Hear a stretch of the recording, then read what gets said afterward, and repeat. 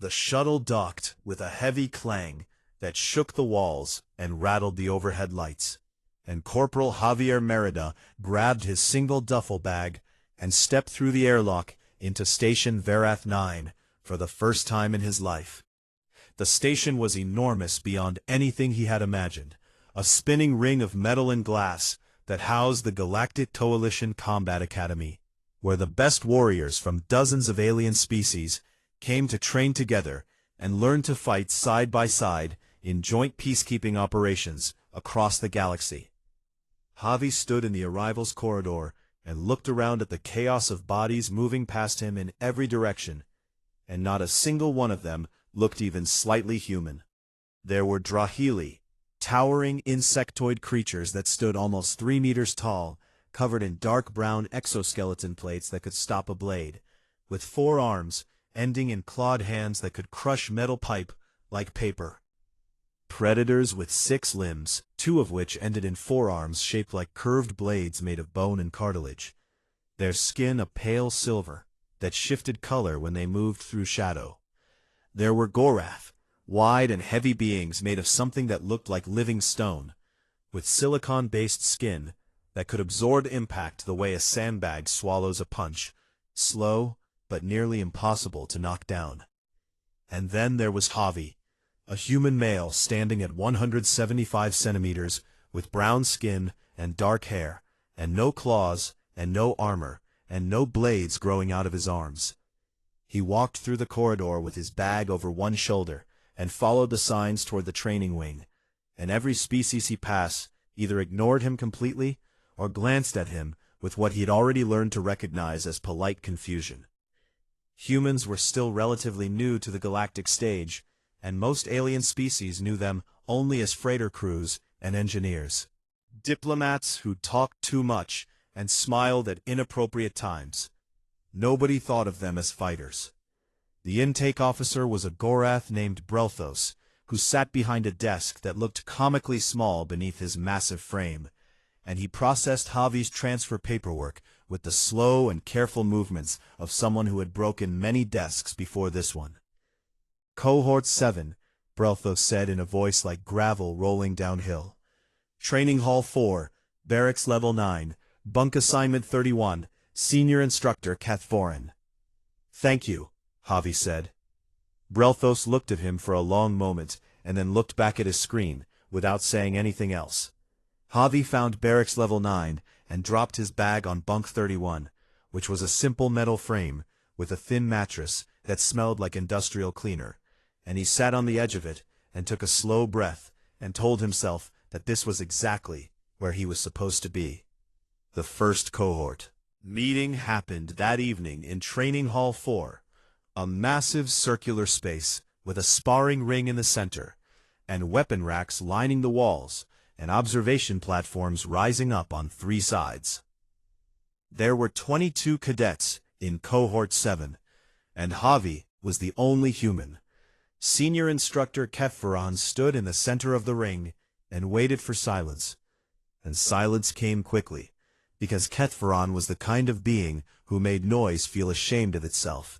He was Veilshi, tall and angular, with silver-white skin and blade arms that he kept folded behind his back, like a professor holding his hands in thought. And his eyes were narrow and golden, and moved across the room the way a targeting system moves across a battlefield.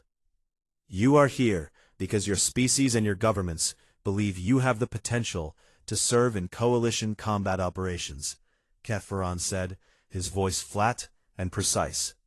I am here because it is my task to determine whether that belief is. He began walking the line of cadets, pausing at each one to review their file on a hovering data tablet. He stopped in front of a massive Drahili and nodded with something that might have been approval. He stopped in front of a Gorath and tapped the cadet's chest plate, testing the density of the silicon skin, and grunted. He stopped in front of Javi. The silence in the hall changed texture, becoming something heavier and more curious.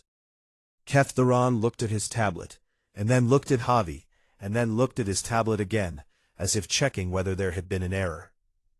No cybernetic augmentation, he read aloud. No natural armor, no venom glands, no redundant organ systems, no exoskeleton, no biological weaponry of any kind. He lowered the tablet. What exactly does your species bring to close-quarters combat, Corporal? Willingness, Javi said. A few cadets made sounds that might have been laughter in their minds. Respective languages. Kethvorin did not smile, because Veelshi faces were not built for smiling. But something in his expression suggested he had heard funnier jokes from more impressive species. You are assigned to support tier, he said. Logistics, field medicine, retreat coordination. You will train with the non-combat specialists. Understood, Javi said, and he said nothing else, and Kethvorin moved on. Later that night, in the barracks common area, a Gorath cadet named Tursk dropped himself onto a bench across from Javi with a thud that made the table jump, and he leaned forward with his massive stone-gray face full of genuine curiosity. I have a question, human, Tursk said. Go ahead. In a fight, what do you actually do? Javi looked at him and thought about it for a moment. We improvise, he said. Tursk stared at him and then laughed, a deep rumbling sound like a boulder bouncing down a mountain, and slapped the table, hard enough to crack it. I like you, small thing, Tursk said. You will not last a week, but I like you. Javi smiled and said nothing. But after Tursk left, Javi stayed at the table alone, and he pulled out a small notebook, actual paper, which the aliens found bizarre, and he began writing. He wrote down everything he had observed that day. The way the Drahilis shifted their weight before moving, the slight delay between thought and action caused by the neural lag across their large bodies, the way the Veelshi held their blade arms at specific angles that revealed which of the 7 classical Veelshi attack patterns they favored, the way the Gorath planted their feet wide and never adjusted their stance, relying entirely on their ability to absorb damage rather than avoid it. He wrote it all down in neat handwriting in a language none of the aliens could read, and when he was finished, he closed the notebook and slid it under his pillow end. Lay down on his thin mattress and stared at the ceiling. He was not angry about being placed in the lowest tier. He was not insulted. He was patient. Because his grandfather, a Yold Eskrima master from Cebu, who had hands like leather and eyes like black glass, had taught him something that none of these aliens had ever needed to learn. When you are the smallest and the weakest and the least armed creature in the room, you do not win by becoming stronger. You win by becoming smarter than everything that is. The weeks passed slowly on Station Varath 9, and Javi settled into the rhythm of the support tier, like a man settling into a chair that was too small for him. Without complaint, but without comfort. Every morning he woke at the same time as the combat cadets, ate the same tasteless nutrient paste in the same mess hall, and walked the same corridors to the training wing. But when the others turned left toward the sparring rings, and the weapon drills, and the live combat simulations, Javi turned right. The support tier classroom was a quiet room with soft lighting and instructional hollows that taught field medicine and supply chain logistics, and the proper procedures for organizing a tactical retreat. And Javi learned all of it, because knowledge was never wasted. But he learned it the way a lion learns to sit, with the full understanding that sitting was not what he was built for. His classmates in the support tier were species that the galaxy had long ago decided were not made for fighting. Small burrowing creatures called Pelek, who were excellent at digging emergency shelters. A gaseous species called the Anthori, who could detect chemical toxins in the air. And a pair of Lithani, who had 8 arms and could perform field surgery faster than any machine. They were all useful, all valuable, all necessary. But none of them were warriors. And Javi was. He knew this the way he knew his own name, not because anyone had told him, but because it lived in his bones, and in the muscle memory that his grandfather had beaten into him with bamboo sticks on a concrete floor in Cebu when he was 9 years old. But knowing what you are and proving what you are were two very different things on a station full of creatures who could crush you with one hand. So Javi watched. Every evening after support tier classes ended, he would go to the observation platforms above the main sparring ring and sit in the shadows and watch the upper tier cadets train, and every evening he would take out his paper notebook and write. He watched the Drahili spar, and he wrote down how they always led with their upper right arm. He noted how their exoskeleton created a blind spot at the base of the neck where the plates overlapped, and how their footwork was powerful but predictable because their species had evolved for charging in straight lines across open ground. He watched the Veilshi practice their blade forms, and he wrote down how every sequence followed one of 7 classical patterns. He noted how the transitions between patterns created a half-second gap where the fighter's weight shifted to the back foot, and how a strike to the inner joint of the blade arm during that gap would compromise the entire stance. He watched Tursk and the other Gorath absorb hit after hit in endurance drills, and he wrote down how they never moved laterally, and how their recovery pivot after absorbing a blow was always slow and always went in a predictable direction to the right, and how a fast fighter who circled left could stay in their blind spot indefinitely. He filled 12 pages in 2 weeks. On the 15th day, Kethvaron conducted the first round of graded combat evaluations for the upper-tier cadets, and Javi watched from the platform as each cadet fought a training drone at increasing difficulty levels. The Drahili were powerful and smashed the lower-level drones with ease, but struggled when the drones became faster and more unpredictable. The Veilshi were beautiful to watch, their blade arms cutting precise arcs through the air. But when a drone attacked from an angle outside their classical patterns, they hesitated for just a moment. And in combat, a moment was a lifetime. Tursk simply stood in the center of the ring and let the drone hit him until it ran out of power, which technically counted as a victory, but taught him nothing. Javi watched all of this and made his decision.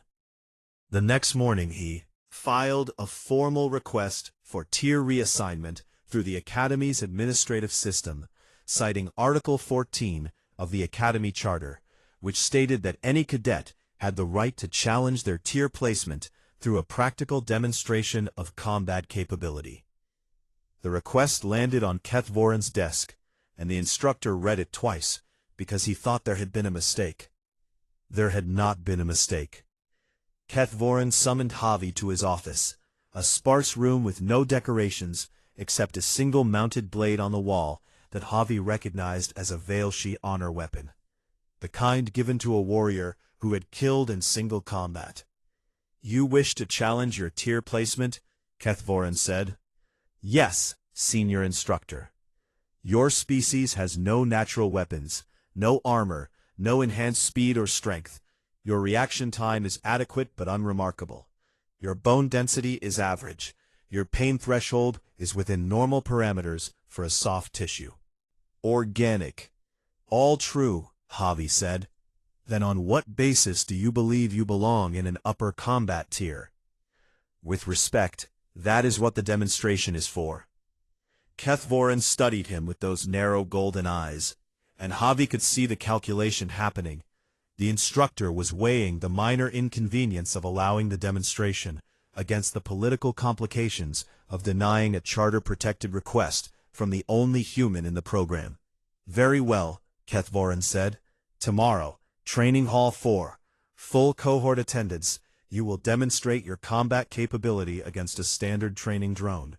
And if you fail, your placement in the support tier becomes permanent for the remainder of the program." "Understood. You may go." Javi stood and walked to the door and then stopped. "Senior instructor, the charter also permits the challenging cadet to select their own weapon from any equipment available on station. Is that correct?" Kethvaron's blade arms shifted slightly behind his back. "It is. Thank you." Javi left. That night he sat alone in the barracks common area, and did not write in his notebook, because there was nothing left to write. He had studied every species, every fighting style, every weakness, and every pattern, and he had compressed it all into a single understanding that lived not on paper, but in the space between his thoughts, where instinct and training became the same thing. The door opened, and Seshka came in, the young Drahili, who had been the only member of the cohort to show him any kindness, a cadet who was quiet and thoughtful in a species known for being loud and direct. She sat across from him, and her forearms folded and unfolded nervously. "I heard about tomorrow," she said. "Word travels fast. The station is not that big," she said. "Why are you doing this, Javi? You could finish the program in support tier and still receive a coalition assignment. It would be safe." "Safe is not why I came here." "Then why?" He was quiet for a moment, and then he told her about his grandfather, an old man named Ernesto, who had lived in a small house with a concrete yard in Cebu City, and who had spent 60 years practicing a fighting art called eskrima, that used sticks and knives and empty hands and anything else within reach. He used to say that the weapon is an extension of the mind, not the body, Javi said. He said that a warrior who can only fight with the gifts he was born with is not a warrior. He is an animal with good luck. Seshka considered this, her large compound eyes reflecting the dim light of the common area. "I do not fully understand," she said, "but I hope you succeed." "Thank you, Seshka." She stood and walked to the door, and then turned back. "For what it is worth," she said, "you are the only cadet in this cohort who watches everyone else train but never looks afraid." Then she left, and Javi sat alone with the silence, and he closed his eyes and breathed, and in the darkness behind his eyelids he could hear his grandfather's voice saying the same thing he had said every morning before training. "Today you learn, tomorrow you fight, and when you fight with everything." Tomorrow had arrived.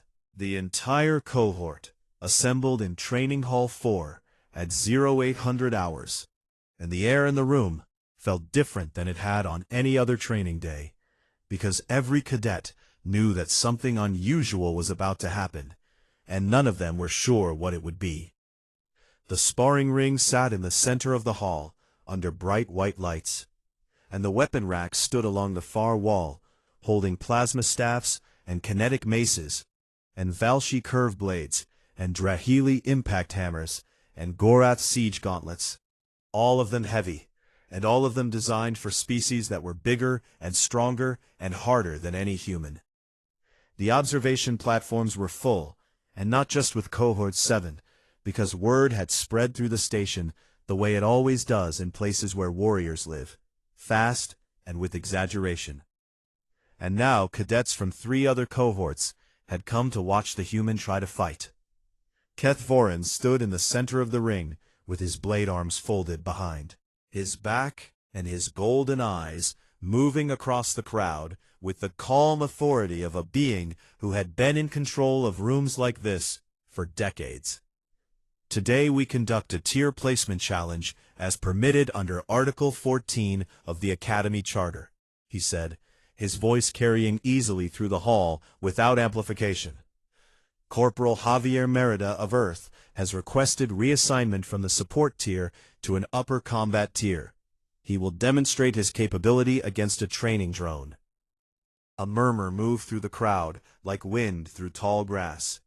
Tursk, standing near the front with his massive arms crossed over his stone-gray chest, let out a low rumbling sound that was halfway between sympathy and amusement. Seshka stood near the back and said nothing, but her 4 hands were clenched tight. Javi walked into the ring wearing standard training fatigues, with no armor and no augmentation gear, and nothing in his hands, and he looked small in that space. Small the way a single match looks small inside a dark room. Irrelevant until it is lit. Keth Varan gestured toward the weapon racks. "You have the right to select any weapon from the available equipment," he said. "Choose." Javi nodded and walked toward the weapon racks, and every eye in the hall followed him as he moved along the line of weapons. He passed the plasma staffs without stopping. He passed the kinetic maces without looking at them. He passed the Velshi curve blades, and the Drahili impact hammers, and the Gorath siege gauntlets, and he did not touch any of them, and he did not slow down. He walked past the weapon racks entirely.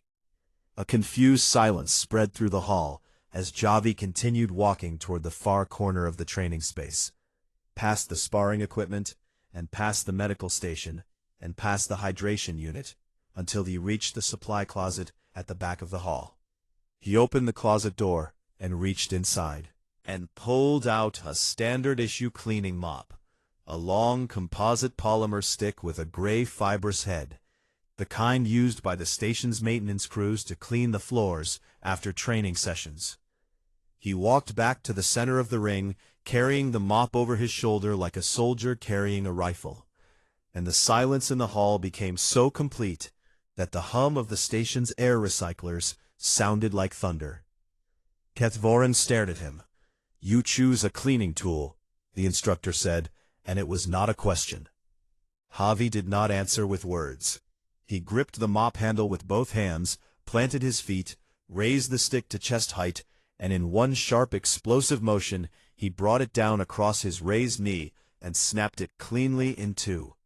The crack echoed through the hall like a gunshot, and several cadets flinched, and the mop head fell to the floor with a soft thud that nobody heard because every ear was still ringing with the sound of the crack. Javi now held two sticks, each roughly 60 centimeters long, one smooth and one ending in a jagged splintered point where the polymer had fractured.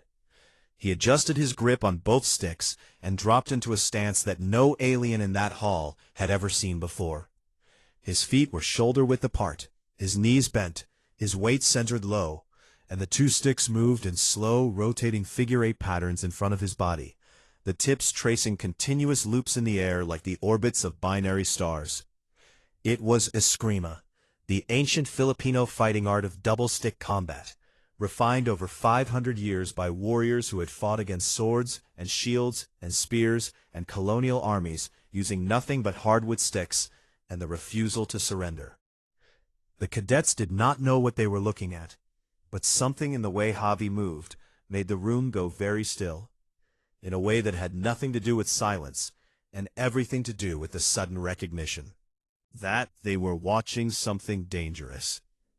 Kethvorin studied the stance for 3 seconds and then turned to the drone control panel. He had planned to set the drone to level 2, which was the standard for tier placement challenges. He set it to level 5 instead. The training drone activated with a sharp electric whine and rose from its charging pad, a floating sphere bristling with impact arms and sensor arrays, designed to simulate a fast and unpredictable close-quarters opponent. It oriented on Javi and attacked. The first strike came from the left, a sweeping arm aimed at his ribs, and Javi did not block it the way the other species blocked, by absorbing force or meeting power with power. He redirected it. His left stick caught the drone's arm at the midpoint and guided it past his body in a smooth circular motion that used the drone's own momentum against it, and before the arm had finished its arc, his right stick was already moving, snapping forward in a short, vicious strike that hit the joint where the arm connected to the drone's central housing. Something cracked. The drone adjusted and attacked again, faster this time, two arms coming from different angles in a coordinated pattern designed to overwhelm a single defender.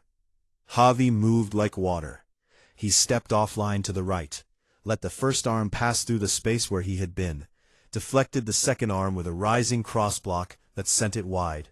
And then he was inside the drone's reach, where its long arms could not generate power, and his sticks became a blur. He struck the sensor array on the drone's left side, crack. He struck the joint servo on the upper arm, crack. He spun and struck the optical housing on the front, crack.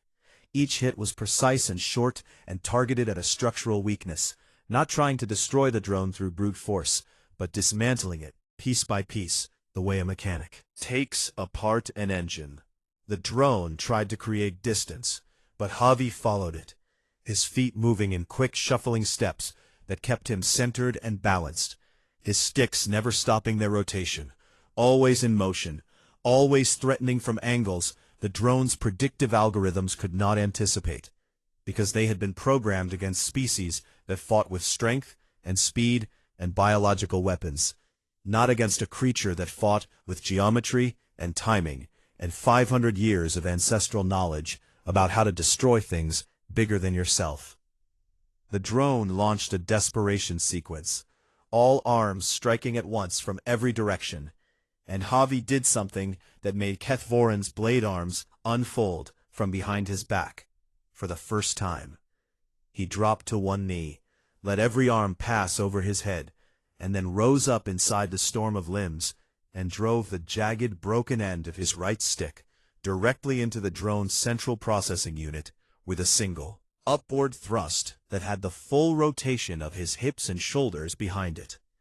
The drone shuddered once, and then fell to the floor in a shower of sparks and broken components, and the sound it made when it hit the ground was the sound of something that had been thoroughly and completely defeated. Javi stood in the center of the ring with a broken mop handle in each hand and sweat on his forehead and steady breath in his lungs. 38 seconds. The hall was silent for a long time. Tursk was the first to react, and the sound he made was not laughter this time, but something lower and quieter, the Gorath sound for respect. Seshka's 4 hands were no longer clenched. They were open. Kethvorin stood at the control panel and looked at the wreckage of his level 5 drone, and then looked at the human standing over it, holding 2 pieces of a cleaning tool. And for the first time in his career as an instructor, he did not immediately know what to do. Finally he spoke. "The demonstration is concluded," he said, and then after a pause that lasted exactly long enough for every cadet in the hall to understand its meaning, he added, "The result is noted." Javi lowered his sticks and bowed, a short, sharp bow from the waist that was the traditional Eskrima sign of respect to the training ground, and he walked out of the ring without saying a word. Behind him, on the floor of the sparring ring, the broken mop head lay in a puddle of drone fluid, like a small gray flag planted on a battlefield. Nobody cleaned it up for 3 days, not because they forgot, but because nobody was sure if it was debris or a monument. The footage spread through the station within hours.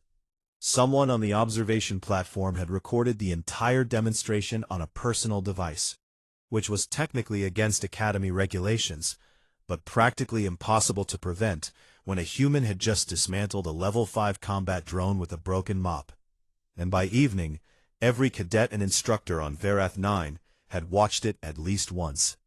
The reactions varied by species.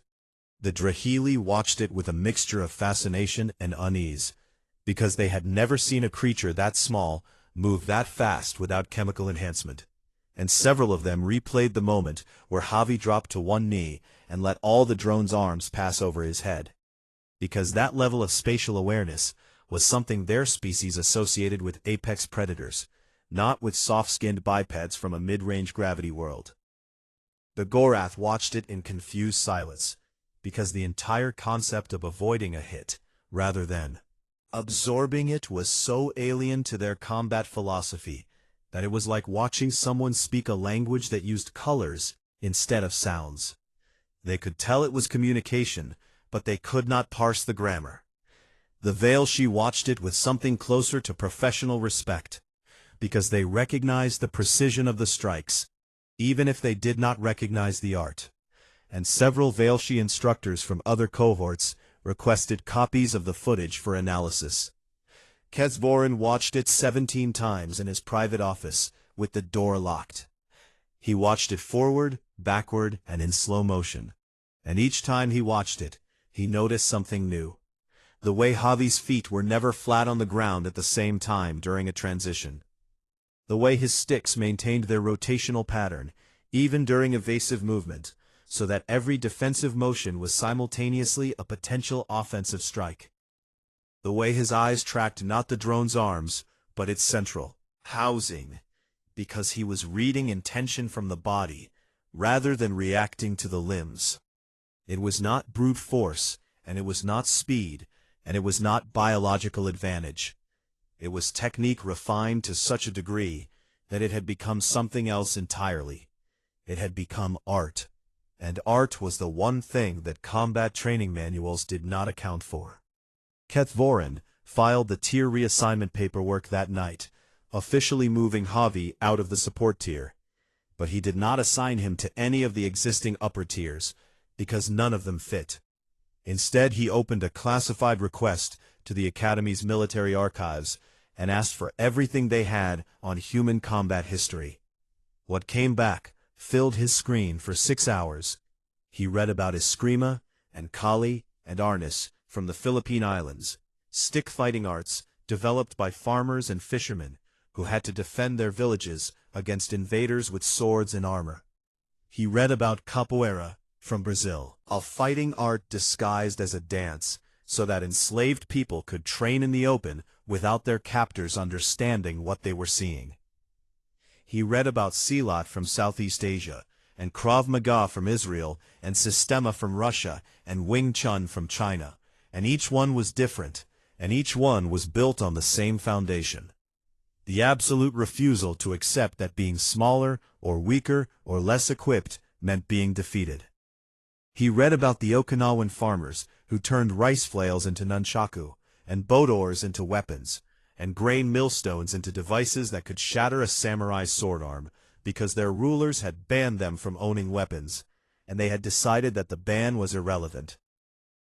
He read about how humans had over 1,000 documented martial arts, and an unknown number of undocumented regional fighting traditions, and that they had never stopped creating new ones, not in 10,000 years of recorded history, not even after they had built weapons that could destroy entire cities, because even then, some human somewhere was still figuring out a better way to fight with a stick or a rock or nothing at all. Kethvoran sat back in his chair, and his blade arms hung loose at his sides in the veil-she posture that meant something between exhaustion and revelation. He had trained warriors from 42 species across 3 decades of service, and every single one of those species had a combat doctrine that was built on their biology. The Drahili fought by overwhelming force because they were big. The Veilshi fought with cutting precision because they had blades. The Gorath fought by endurance because they were hard. Each species had found the one thing their bodies did best, and had built their entire martial philosophy around that single advantage. Humans had no single advantage, so they had built 1,000 philosophies around 1,000 situations, and they had taught themselves to switch between them the way other species switched between breathing and not breathing, automatically, instinctively, without conscious thought. They did not have a combat doctrine. They had an entire combat culture, a living, evolving, adaptive system that had been pressure-tested by the most dangerous opponent in the galaxy, other humans, for millennia. Kethvoran summoned Javi to his office the next morning. Javi arrived in clean fatigues, with his hair combed, and his back straight, and his hands behind his back, in a posture that Kethvoran recognized for the first time as a deliberate mirror of his own stance. The human had been observing and adapting from the very first day. "Sit," Kethvoran said. Javi sat. For a long moment, neither of them spoke, and then Kethvoran asked the question that had kept him awake through the station's artificial night cycle. "How many of these fighting styles does your species possess?" Javi thought about it, not because he did not know the answer, but because he wanted to give it accurately. "Named and documented, probably over 1,000, he said. "Unnamed, regional, improvised, family traditions passed down through generations without ever being written down. Nobody knows the real number. We never stopped inventing them." Kethvoran was quiet for a long time. "I have trained warriors from 42 species," he said finally. "Every one of them fights the way their biology demands. Your species fights the way the situation demands. That is not something I was prepared to teach against." Javi said nothing, because nothing needed to be said. Kethvoran pulled up a new file on his screen. "I am not placing you in an upper combat tier," he said. Javi's expression did not change, but something behind his eyes shifted. I am creating a new position, Kethvorin continued. Adaptive Combat Consultant. You will not be a cadet. You will be attached to my staff as a specialist. Instructor. Your role will be to teach the cadets of Cohort 7 how to fight without relying on their natural advantages. Javi stared at him. You want me to teach them? He said. I want you to teach them what your grandfather taught you, Kethvorin said. That the weapon is an extension of the mind, not the body. That a warrior who can only fight with the gifts he was born with is incomplete. You read my file that carefully? I read your species file that carefully, Kethvorin said. And what I found there changed the way I think about combat, which has not happened in 23 years. He stood and extended one blade arm in the Veilshi gesture of professional respect, a gesture that Javi had never seen offered to anyone below the rank of full instructor. You begin tomorrow, Kethvorin said. Do not make me regret this. Javi stood and looked at the blade arm extended toward him, and then did something that surprised Kethvorin. For the second time in 2 days, he reached out and gripped the flat of the blade with his bare hand, a gesture that in Veilshi culture meant, I trust you not to cut me, and he held it for exactly 1 second and then released it. I will not, Javi said. He left the office and walked back to the barracks and sat on his bunk and took out his paper notebook and opened it to a fresh page. At the top of the page he wrote 3 words, Lesson Plan 1. And then underneath that, he wrote the first principle his grandfather had ever taught him, the foundation of everything that was about to change, on this station, full of aliens who had never needed to learn what humans had always known. Anything is a weapon, if you are willing to see it that way. He closed the notebook and he smiled, and for the first time since arriving on Station Verith 9, the room did not feel too big for him. 6 months had changed Cohort 7 in ways that nobody on Station Verith 9 had predicted, least of all the cadets themselves. Tursk, who had spent his entire training career standing still and absorbing damage like a living wall, could now sidestep a strike and redirect momentum using his hip rotation, a concept so foreign to Gorath combat doctrine that when footage of him doing it reached his homeworld, 3 Gorath military historians formally requested an explanation. Seshka had discovered that her 4 Drahili arms did not have to work in pairs the way her species had always used them.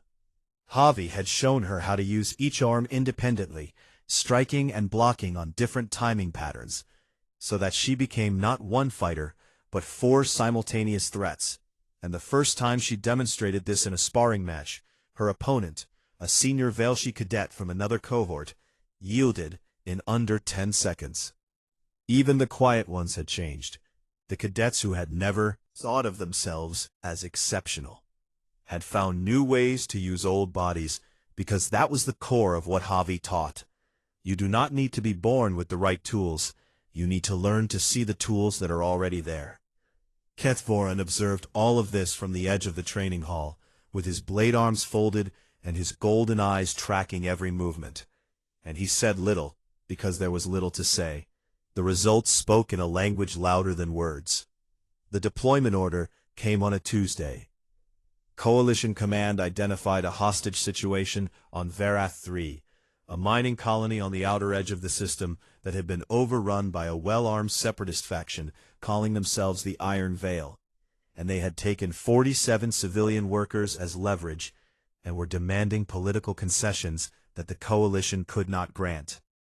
Cohort 7 was assigned as the extraction team, with Kethvorin as mission commander and Javi as tactical advisor, loaded into a dropship, and made the 2-hour transit in near silence, each cadet checking equipment and running mental drills, and Javi sat in the back row with his eyes closed and his breathing steady and his hands resting on his knees.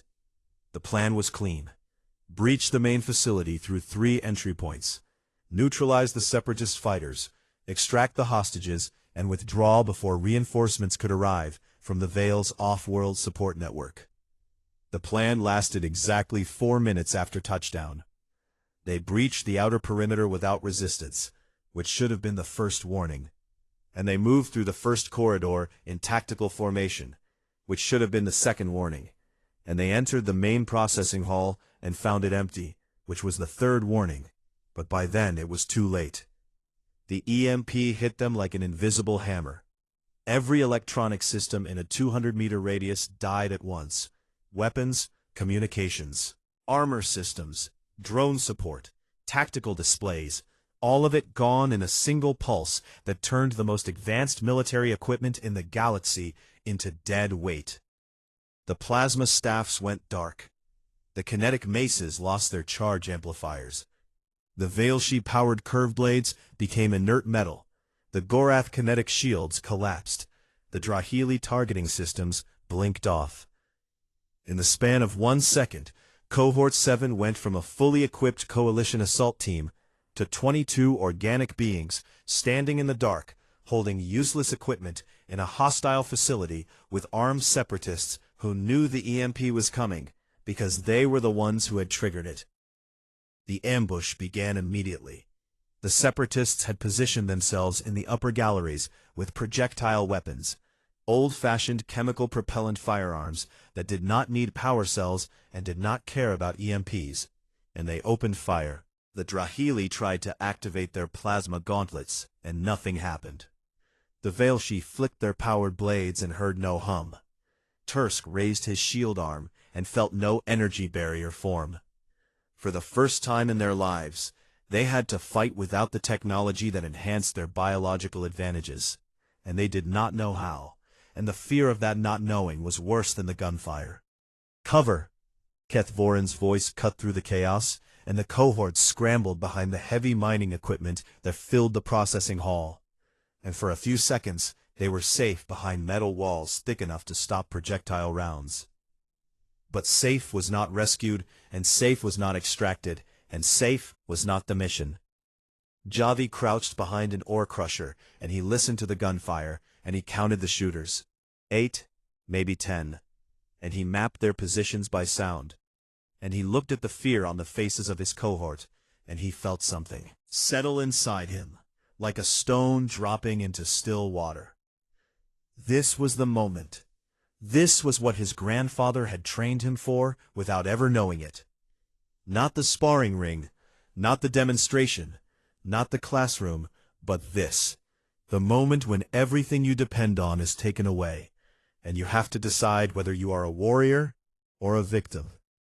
He picked up a length of metal pipe from the floor, part of the mining facility's coolant system that had been knocked loose by the EMP shockwave, and he smashed it against the base of the ore crusher, and the impact bent it at a sharp angle that created a hooked end. He grabbed a chunk of heavy ore debris in his offhand, a fist-sized rock that weighed about 2 kilograms. He stood up from behind cover so that his cohort could see him, and his voice carried across the hall with a calm that had no right to exist in a room full of gunfire. "Okay," he said. "Lesson 1. Look around you. Everything is a weapon. Follow me." And he moved. He moved the way he had moved in the sparring ring against the drone, low and fast and fluid, using the mining equipment as cover, closing distance toward the nearest gallery staircase, where 2 shooters were positioned. Seshka was the first to follow. She looked at the ground around her and saw a metal grate panel that had been blown free from the floor, and she picked it up with 2 arms and held it in front of her body like a shield. Not an energy shield, not a powered barrier, just a flat piece of metal between her body and the bullets, and she charged after Javi, with her other 2 arms free to strike. Tursk watched her go, and then he looked down at his own massive fists. Fists that had always been wrapped in kinetic enhancers that amplified their force, and a realization hit him that was quieter than the gunfire, but louder than anything he had ever heard. His fists did not need enhancers. Enhancers. He roared, a deep Gorath war cry that shook dust from the ceiling, and he charged out of cover with nothing but his body and his rage and his stone-hard hands. One by one the cohort followed, each of them finding weapons in the wreckage: metal rods, ore chunks, broken equipment panels, lengths of chain, pipe fittings, and each of them remembering the lessons that Javi had drilled into them for 6 months. Use the environment, use your body, use the angles, use the fear on the enemy's face when they realize that you are not helpless.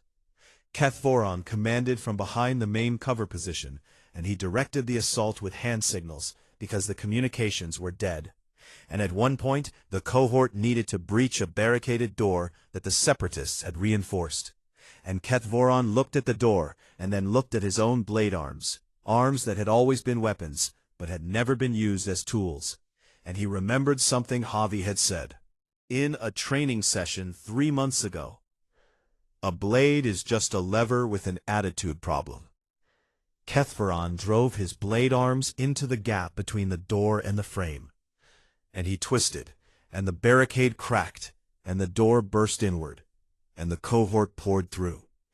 The extraction took 22 minutes. 22 minutes of improvised combat in dark corridors with no technology and no plan beyond the fundamental principle that anything is a weapon if you refuse to believe otherwise.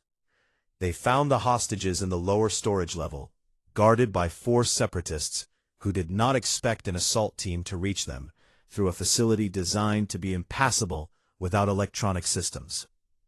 Tursk hit the first guard so hard that the man left the ground. Seshka disarmed the second with a forearm technique that Javi had taught her, called the web, where each arm controls a different limb. Keth Voron handled the third with a blade arm strike so precise that it severed the weapon from the man's hand without breaking the skin beneath. Javi took the fourth with a metal pipe to the back of the knees and an ore chunk to the temple. Fast, efficient, merciful, exactly enough force, and not 1 gram more. All 47 hostages were recovered. 0 coalition casualties. 0 hostage casualties. The dropship extracted them 40 minutes after touchdown. And the ride back to Vareth 9 was quiet, in a different way than the ride out. Not the silence of anticipation, but the silence of people who had discovered something about themselves that they would never forget. Back on the station, Keth Voron filed his after-action report, and he wrote it in the formal military language of the Coalition, with precise terminology and detailed tactical analysis. But the last line of the report was written in his own words. Recommendation: expand human combat doctrine integration across all academy tiers immediately. Human does not fight because he is strong. He fights because he refuses to accept that he is weak. This quality cannot be taught by any species but his own. We would be fools not to learn from it. The report was classified and sent to Coalition Command, and within a week, the Academy received authorization to create a permanent adaptive combat program with human instructors assigned to every cohort. 3 months later, Javi stood in Training Hall 4 in front of a new class. 30 cadets from 12 different species, all of them staring at him with the same mixture of curiosity and skepticism that Cohort 7 had shown on his first day. Behind him, on the weapon rack, between the plasma staffs and the curved blades, there was a glass display case that had not been there before. Inside the case, mounted on velvet backing, were 2 broken pieces of a composite polymer mop handle. One smooth, one ending in a jagged splintered point. Metal plaque that read, "The First Weapons of Adaptive Combat, Cohort 7.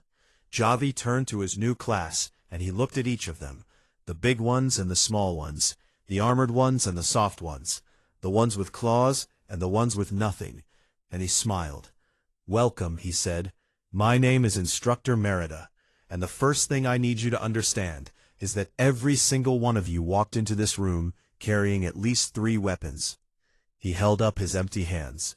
You just haven't learned to see them yet."